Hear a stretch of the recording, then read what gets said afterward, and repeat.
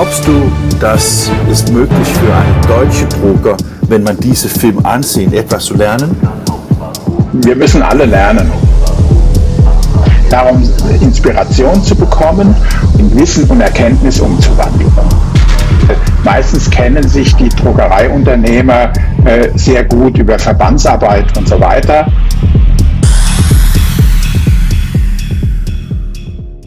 Herzlich willkommen zu unserer dritten Episode von Weber und Reithoff. Hallo Morten, wie geht's in Kopenhagen? Guten Morgen, Andreas. Hier geht's gut. Es ist Wetter ist nicht so gut, aber ich glaube, dass wir haben so lange einen Sommer gehabt. So, ich glaube, das ist gut, dass wir Winter und diesem Winden und dass es Herbst wird, ja, Herbst, das ist so schön für mich. So, das ist gut. Und bei dir? Wie ist das Wetter? Auch gut. Wir haben auch Herbst und entsprechend ist um ein Haus herum sind die Gärtner aktiv. So, wenn da irgendwelche Geräusche sind oder der Hund bellt, dann liegt das an der Gärtnerei. Die Büsche müssen geschnitten werden, die Bäume, damit man vorbereitet ist für den Winter und damit auch fürs Frühjahr. Fantastisch. Ja, und das Wetter spielt ja auch eine besondere Bedeutung bei unserer Episode heute. Wir haben was ganz Besonderes. Alle kennen ja den Film Fluch der Karibik, so heißt es auf Deutsch. Und ich habe das umgewidmet in den Zauber der Karibik, weil, Morten, du warst ja vor einem Dreivierteljahr, so zur Jahreswende im Dezember. Es war letzten Jahr. Im letzten Jahr, genau. Im Dezember in der Karibik bei einer wirklich interessanten Firma, über die wir uns heute unterhalten möchten, nämlich Caribbean Label Crafts. Du hast mit Paul Evelyn gesprochen, dem CEO und Mitbesitzer neben seinem Bruder, und die Firma sitzt in Bridgetown, Barbados. Wie kommt man denn dahin? Ja, wie kommt man da? Man kommt da, weil es gibt Druckereien in dem ganzen Welt und die Firma Bobst hast uns gefragt, könnten wir da gehen, weil sie haben eine interessante Kund, dass die eine der ersten Hybrid Flexo-Maschinen gekauft haben in die Karibien. Und es war sehr schön, weil die Unternehmen Caribbean Craft Labelcraft hast so eine Druckerei, die Etiketten für Rum machen. Und Paul Evelyn hat zu mir gesagt, dass seit 20 Jahren oder 25 Jahren, da war alle die Luxury oder Luxus-Etiketten von Rum in Karibien, die war hergestellt in Europa oder in der USA. Und er hat gesagt, dass ich möchte gerne diesem Etiketten produzieren hier in Barbados. Und ich glaube, dass bei heute haben sie ungefähr 70% oder hoher Market von diesem Luxury Labels und haben Unternehmen in Jamaika und Dominikanische Republik in der Zwischenzeit. Ja. Also Barbados, um den Leuten eine Orientierung zu geben, die noch nicht in der Karibik war, ist ja die östlichste Insel der Karibik. Und die Distanz Richtung Jamaika und Dominikanische ist schon groß. Also das sind tausende Kilometer. Das ist eine sehr große Region, aber eben sehr dünn besiedelt und trotz allem interessant. Vor allen Dingen auch, dass man am Ort, wo das Produkt entsteht, auch den Druckservice bietet. Das kannte ich bisher über meinen Freund Rainer Wagner, der in Costa Rica sitzt, in Mittelamerika, der mir erzählte, dass er dort geholfen hat, eine Druckerei aufzubauen, die war in einer Bananenplantage. Und das war ein ähnlicher Erfolg. Und ich finde, das Video, das du da gemacht hast und die Gesprächspartner, es war ja auch noch Greg Coles, der Sales- und Service Manager, den du interviewt hattest. Und das fand ich sehr interessant und habe eins gemacht. Ich nenne das immer sozusagen den Hausfrauencheck. Ich habe mir angeguckt, wie tritt die Firma überhaupt auf, die Website, ja. Ich mache das eigentlich immer, wenn ich Firmen neu kenne, weil Caribbean Label Crafts, kurz CLC, kannte ich bislang noch nicht. Die sind einfach nicht in meinem Fokus gewesen, warum auch immer. Und die Website ist schon sehr klar und interessant und das findet man ganz selten, bei Betrieben, denn sie haben eine klare Leitlinie und ich zitiere das mal: Qualität, Exzellent, Handwerk, Kunst. Und da war ich schon ganz interessiert, wieso eigentlich Handwerk, Kunst, wenn es um digitale Hybridproduktion geht. Das war interessant. Und dann wird es eben erklärt. Und der Fokus ist auch wichtig, weil bei uns denkt man immer, naja, es ist gut, so viel wie möglich zu machen. Und die haben einfach, Paul hat gesagt, mit seinem ganzen Team, unser Fokus ist eigentlich immer das meiste vom Besten. Also wir wollen immer an der Spitze sein. Und deswegen passt es natürlich, in einem Luxussegment auch agieren zu können, weil man da sehr anspruchsvolle Anwendungen hat. Und da ist das klare Bekenntnis. Und was er dann auch im Video erklärt, ist diese interessante Sache, dass man sagt, es gibt eigentlich eine Firma und ein Business, aber unterschiedliche Lokalitäten, wo produziert wird. Und das ist etwas, was mir schon vor Jahren auffiel, dass viele große Einkäufer immer sagen, Produktionssicherheit, wenn ihr nur an einem Standort produzieren könnt, ist das für uns zu unsicher. Was passiert, wenn da eine Katastrophe ist oder es brennt? Und das ist in der Karibik gut gelöst mit diesen verschiedenen Standorten, die aber alle dem gleichen Firmenziel und dem gleichen Fokus folgen, mit dieser wunderbaren Firmenphilosophie, dass man sagt, man möchte führend sein, eigentlich von der Kreation, vom Konzept bis hin zum fertigen Produkt, inklusive auch Logistik.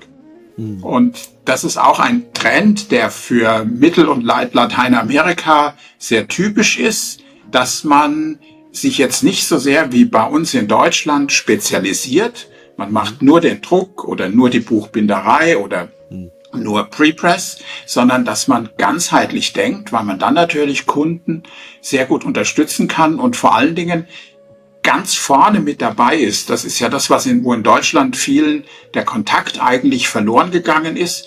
Die warten auf ein fertiges PDF und dann wird gedruckt. So.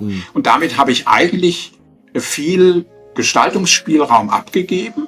Und so wie Paul Evelyn das erklärt, ist es eben genau nicht der Fall, weil in dem Moment, wo der Kunde anfängt, über Bestehendes verändern und optimieren zu wollen, beziehungsweise was Neues zu machen, dann sind die immer schon im Boot. Und das prägt natürlich auch die Unternehmenskultur, dass man sich in ganz vielen Dingen auskennt. Habe ich das so richtig eingeschätzt aus der Ferne? Ja, 100%.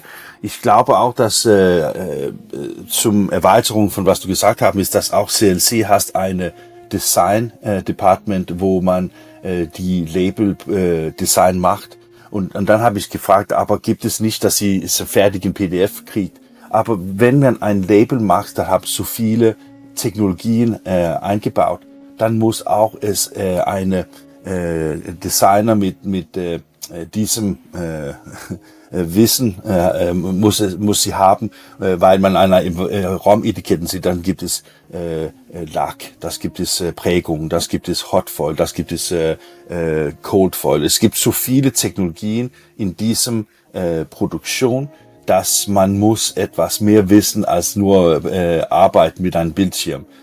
Und das hat auch CLC gemacht, sehr schön. Und ich glaube, wenn man diesem Unternehmen besuchen, ich habe nicht gewusst, was soll ich erwarten, wenn ich gehe zum die andere Ende der Welt. Und ich habe gedacht, das war eine Unternehmen, das war sehr international. Paul Evelyn ist von die Karibien und von Barbados, aber Greg ist von Kanada und hast ein internationales Anschauen, wie Kunden in die ganze Welt welche Produkte sie brauchen und welcher Weg sie können es produzieren. Und ich glaube, ich weiß nicht die Preise von CLC natürlicherweise, aber was ich weiß, dass Barbados ist nicht eine billige Standort oder Land. Yeah. So ich glaube auch, dass die Produkte sind nicht billig, aber sie sind einfach sehr hoch Qualität und ich glaube, das ist etwas, das wir lernen kann in unserer Ziel von der Welt. Man braucht nicht immer am Preis fokussieren. Vielleicht braucht man noch mehr fokussieren auf Funktion und was die für Branding für die Produkte, dass die Produkte, dass wir produzieren für die Brands in die ganze Welt. Und das ist interessant, weil man haben eine kleine Druckerei, sie haben vielleicht, ich glaube, weniger als 100 Mitarbeitern und schon haben sie ganz eine Qualitätskontrolle. Sie haben die Designer, sie haben 4 verschiedene Druckmaschinen und deshalb auch 4 verschiedene Drucktechnologien und sie kann, ich würde sagen, dass sie kann alle die ROM, dass die auch in deutsche Spiritus Shoppen sehen und das ist interessant, dass man sieht, dass diese Produkte hier ist gemacht, also die ROM, aber auch die Etiketten und die fertigen Produkte sind exportiert von Barbados. Das war sehr cool. Ja, also ich glaube auch die Preis- und Kostenstruktur ist sehr interessant, weil eine Insel heißt, das sagt Paul ja auch im Interview, es muss alles und jedes an Rohmaterial muss importiert werden. Dann sind Zölle da, Logistikkosten, das ist schon mal teuer. Und die Mehrzahl der Produkte, die gefertigt werden bei Ihnen, werden ja auch wieder exportiert. Das heißt, da ist eine ganz andere Kosten-Nutzen-Relation gefragt und Preisdiskussionen, mit denen kommt man gar nicht weiter, sondern letztendlich geht es wirklich darum, wie ich sagte, das meiste vom Besten rauszuholen. Und es ist ja sehr schön, auf der Website zeigen die über 2 Schaubilder das gesamte Spektrum dessen, was sie machen. Es sind ja Etiketten jetzt nicht nur für Alkohol, sie können ja alles Mögliche machen. Also es gibt eine große Produktvielfalt, wobei natürlich die Spirituosen-Etiketten machen einen Großteil des Umsatzes aus, aber daneben sind alle möglichen Bereiche angesprochen, die sich eben bei Fast-Moving Consumer Goods abspielen, im Handel, beim Retail, ja. Und sie dürfen auch über Kunden reden und große Kunden sind Campari, das ist ja ein Weltkonzern, und dann Rémy Cointreau, ein anderer Weltkonzern, wo man natürlich gar nicht vermuten würde, dass die, ich sag mal, bewusst etwas herablassen, in einem dritte Weltland produziert wird. Ja, wir ordnen ja die Karibik zu. Naja, da kann man schön Urlaub machen, aber die Leute dort sind arm. Ja, und genau das Gegenteil ist zu entdecken. Es gibt eine sehr reiche Kultur, was gerade diesen Nischenmarkt, diesen hochentwickelten Nischenmarkt Etikettendruck angeht. Und sie machen natürlich auch Labels und alles Mögliche bis hin zu kleinen Verpackungen. Das hat mir also sehr gut gefallen. Und vor allen Dingen auch diese Dreiteilung, dass man sagt, man macht eben auch das Brand Development. Also wenn jetzt kleine Distillerien, die es ja auch gibt auf diesen Inseln, kommen, dann kann man vollständig Marken aufbauen über die Gestaltung. Das ist interessant. Und eben jede Art von Design, ja, bis hin zur ganzen Verpackung und nicht nur das Etikett. Und was auch interessant ist, das Thema, da komme ich gleich nochmal drauf, sind die digitalen Anwendungen, dass man dann sowohl personalisieren kann, wenn es gefragt wird, aber auch eben ganz hochwertige Applikationen in kleinen Auflagen fertigt. Ja. Und das da sind die sehr gut. Ja, und das hast du mit Folding Carton eine Movent oder DM5 Maschine gemacht, und das ist nicht wöhnliche, weil ich glaube, dass es immer am meisten ist flexible Materialien, dass man druckt an diesen Maschinen. So, ich glaube auch, dass Bobst hast das gedacht, dass okay, das ist sehr toll, das muss wir ansehen. Ich kann dir auch sagen, dass das weißt du nicht, aber ich hatte, ich glaube, es war der Tag nach unser Filmen, habe ich eine andere Druckerei getroffen, nicht für Filmen, aber nur für eine Launch zu haben. Und es war ganz interessant, weil CLC sieht aus, das ist eine der lass mich sagen, das ist eine Beacon. Man versucht alle die CLC zu kopieren, weil sie haben eine gute Verständnis zum Market, die haben auch ich glaube, ich kann es nicht erinnern, aber mit CLC ist es eine Firma, das ist eine der Owners, ist eine eine Flugzeug-Catering-Firma. So, sie sind Teil von eine größere Firmenstruktur, Organisation, wo alle die verschiedenen Unternehmen in diesem Organisation hat etwas mit eigen anderes zu tun, und wenn es eine Pandemie kriegst, dann war der Spiritus und Alkohol war sehr hoch und Flugessen war nicht so hoch, und so man kann eine bisschen umwechseln von welche. Ja. Und das war auch ganz interessant. Und du hast Urlaub gesagt. Ja, ich will sehr gern zurück zum Barbados für Urlaub gehen. Das kann ich dir sagen. Ja, wir kommen dann alle gerne mit. Ja, ich bin sicher, unsere Zuschauer auch. Und was auch interessant ist, dass man ja nicht nur divers aufgestellt ist, sondern dass man ja auch, Paul sagt, 30 verschiedene Inseln oder Lokalitäten beliefert. Also man hat schon sicher eine gute Marktbedeutung, nicht nur in der Karibik, sondern in Mittelamerika aufgebaut und exportiert Produktionen dahin. Und was mich auch sehr interessiert hat, war das Thema, wie trifft man denn dort Investitionsentscheidungen? Und Paul erklärt ja, dass es ein sehr langer Prozess war. Und man hat dann die bestehenden Lieferanten genauso einbezogen wie neue Lieferanten, jetzt auch mit Blick auf Bobst, und hat richtig anspruchsvoll testen lassen. Ich glaube, mehr als ein Dutzend Testformen hat er alle testen lassen und hat eben keine Ad-hoc-Entscheidungen getroffen.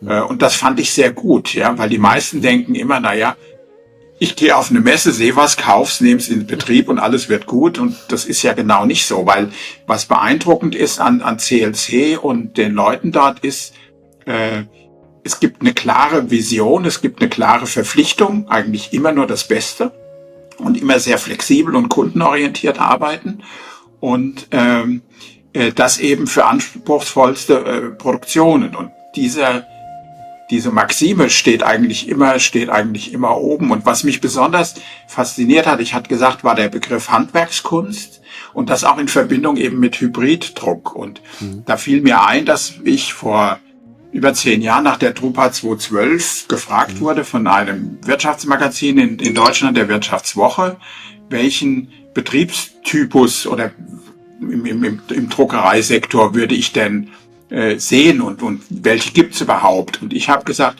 für mich ist in der Zukunft das Wichtigste diese moderne Manufaktur. Also ein Betrieb, der völlig souverän mit Technik umgeht und daneben eben diese hohe Handwerkskunst, die die Drucksachenherstellung immer beinhalten muss, nicht vernachlässigt. Und ehrlich gesagt, ich habe bis jetzt die Beschäftigung mit CNC, nur wirklich keine Handvoll Betriebe gefunden, die genau sich dem verpflichtet haben, weil das sind immer die Hidden Champs. Die reden nicht viel über sich selbst, die machen es einfach, aber sie machen es gut. Und siehe da, man kann das Geschäft, so wie bei CLC in der Karibik, super weiterentwickeln. Und das hat mich also sehr beeindruckt. Und das andere eben, das Thema Hybriddruck, tauchte ja schon auf der Drupa 2008, zum einen mit den ersten leistungsfähigen Inkjet-Köpfen, und damals hat man versucht, in große Web-Offset-Rotationen Inkjet-Köpfe damals von Kodak einzusetzen, und hat ein paar Versuche gemacht und dann wieder aufgegeben, weil von der Verlagsseite her das Geschäftsmodell nicht entsprechend angepasst werden konnte. Also das war das eine. Und das andere ist, bei Hybrid denkt man immer, wir mischen digital gedruckte Bögen mit im Offset oder Tiefdruck gedruckten. Das muss dann von der Anmutung her gleich sein. Und da hat man viel Energie reingesteckt, gerade auch bei Heidelberg, um die Ricoh-Druckergebnisse über die Ricoh-Maschinen mit den Heidelberg Speakmastern identisch zu machen. Das hat geklappt, aber das war eigentlich nur heiße Luft und ein Gag, weil welchen Nutzen hat jetzt ein Kunde, ein Leser davon? Der interessiert sich nicht für Verfahrenstechniken. Und das ist jetzt mit Bobst ganz anders geworden, und da von meiner Seite auch wirklich ein großes Kompliment an Bobst, weil sie es dann schaffen, Firmen auch in der Karibik auf Barbados wirklich zu ein Leuchtturmvorbild zu machen. Und das finde ich fantastisch, dass man eben sagen kann, man kombiniert den Flexodruck mit dem Inkjet-Druck und hat dazu noch diese Inline-Fertigungsmöglichkeiten. Und in dem Sinn ist es eigentlich ein perfektes System, was besser gar nicht zu machen geht. Also insofern, dieser Hybriddruck hat jetzt für mich tatsächlich eine konkrete Gestalt bekommen. Vorher war das immer so nicht so richtig fassbar. Und jetzt macht das absolut Sinn und dann beeindruckend eben in einem anspruchsvollen Nischenmarkt wie dem Etikettendruck. Der wird auf einmal zum Vorreiter in Sachen Hybriddruck. Das fand ich überraschend. Ich kann dir sagen, dass ich glaube, dass die digitale Transformation, wenn man an Produktanlagen sehen, dann glaube ich, dass es ist einfach die Label- und Etikettenindustrie, Flexodruck, das hat das größte Prozent adaptiert. So man sieht ganz viele Hersteller mit Hybridmaschinen von Nilpiter zum MPS, zum Mark Andy, zum Gallus, ungefähr alle Druckmaschinenhersteller heute macht, weil es macht so viel sind, weil man schnell umtauschen einen Job kann, wenn man eine kleine Auflage, aber auch wie du gesagt hast, dass die Qualität ist heute am selben Niveau als Flexo und Offset und deshalb ist es eine und auch ist sehr schnell heute, so man kann es einfach brauchen. Ich glaube, dass der Grund, dass man nicht 100% gehen zum Digital ist, dass man brauchen eine größere Farbenraum für die Pantone-Farben haben. Und ich glaube auch, dass die Kostbase für alles in digital zu machen ist schon hoher als Flexo zum Beispiel. So, ich glaube, dass diese verschiedenen Dinge spielen eine Rolle, und dann glaube ich auch, dass, und erinnerst vielleicht von Label Expo und letzte Woche, dass wir haben nicht gesprochen, aber HP hat diesem V12 große digitale Etiketten Maschinen gemacht. Und ich glaube, dass wenn ich spreche mit verschiedenen Leuten, ich glaube, dass es ist die eingebaute Funktionalitäten wie Stripping und auch mit Hot Foil und alle diesen Dingen, dass diese Maschinen nicht haben. So man kann nicht umtauschen eine Hybridmaschine oder eine Flexomaschine mit einer V12. Und ich glaube, es gibt eine ganz interessante ganz interessante Zukunft zu sehen, wie es funktioniert. Will man alles digital gehen oder will es immer eine Mix von all diesen Technologien werden? Weil die Etiketten ist so kompliziert und hat so viele Eigenschaften, dass man muss hierüber denken, wenn man investiert in Technologie für eine Etikettendruckerei. Das ist auch, glaube ich, interessant. Und wenn man am CLC macht, dann haben sie ich glaube, es war ein Nilpeder und es ist eine Mark Andy und schon die Bobst. Und mit den Bobst glaube ich, dass es war richtig, dass die haben ganz viel Test gemacht, die richtige Maschine zu finden. Aber ich glaube auch, wenn man an Barbados ist, dann welche Service kriegst dich. Wenn man eine Investierung macht, dann muss man einen Hersteller haben, die Service und Support machen in einem Niveau, dass man eine Druckerei anwenden kann. Wo die Technik an sich in einem Höchstmaß zuverlässig ist, also mit wenig Ausfallzeiten, Ja. Also so das ist und ich glaube, das ist was die tun am CLC und mit die Zusammenarbeit mit Bobst, und ich glaube, dass auch Paul sagt, dass er wird in Zukunft immer nur Bobst Maschinen kaufen, aber ich glaube, dass auch Paul ist eine Mann, die er will immer die Besten haben. So vielleicht ist es nicht immer Bobst, aber an diesem Moment sieht es aus für ihn, dass Bobst ist am besten, ja. Ja, aber das ist ja auch für eine Firma wie Bobst ein wichtiges Feedback, um eigentlich auf dem Niveau zu bleiben. Und der CEO Jean-Pascal Bobst ist ja eine Besonderheit, weil es ja eigentlich ein international weltweit aktives Familienunternehmen ist, in dieser Größe. Die Marktkapitalisierung von Bobst ist ja heute nicht mehr nachzuvollziehen, weil der Aktienrückkauf stattgefunden hat. Aber als das noch ging, war die Marktkapitalisierung von Bobst immer wesentlich höher als von König und Bauer und Heidelberger Druckmaschinen zusammengerechnet. Also der Wert des Unternehmens überträgt sich auch auf Wertschätzung beim Kunden. Und das ist, glaube ich, in der heutigen Zeit wichtig. Und für mich persönlich, um das abzuschließen, für mich ist das entweder oder und was verdrängt was nie das Thema, weil das funktioniert so gar nicht. Und die ersten Digitaldruckmaschinen, so in der ersten Welle, das war wie die erste Welle des Internet, so wie ein Flug auf den Mond, ja. Und jetzt endlich, wenn wir die Dinge so miteinander kombinieren und sinnvoll kombinieren, wie das jetzt da bei CLC geschehen ist, auch mit Hilfe von Bobst, dann sind wir ja erstmal wirklich von diesem Pionierereignis Digitaldruck weg hin zu einer echten Transformation, die sich sofort in Kundennutzen umschlägt. Und das ist ja das Wichtige. Also insofern ein tolles Interview und jedem nur zu empfehlen. Okay. Ich danke dir sehr für deine Analyse hier und ich glaube, ich hoffe, dass ganz viele Leute die Film von CLC sehen. Wir haben deutsche Subtitles gemacht, so es soll ein bisschen einfacher und es ist nicht meine Übersetzung, es ist eine richtige deutsche Übersetzung. Rest assured. Aber danke sehr, Andreas. Ja, vielen Dank auch für die Gelegenheit, mich im Wochenrhythmus mit dir zu unterhalten. Das war's wieder für heute und ich hoffe, alle hatten Vergnügen, wir jedenfalls haben Spaß und darauf gönnen wir uns jetzt ein Gläschen Rum oder auch nicht. Oder auch 2. Oder 2. Und wir sehen uns nächste Woche. So, sehen uns schon. Ja. Tschüss, bis dann. Tschüss. Gute Zeit.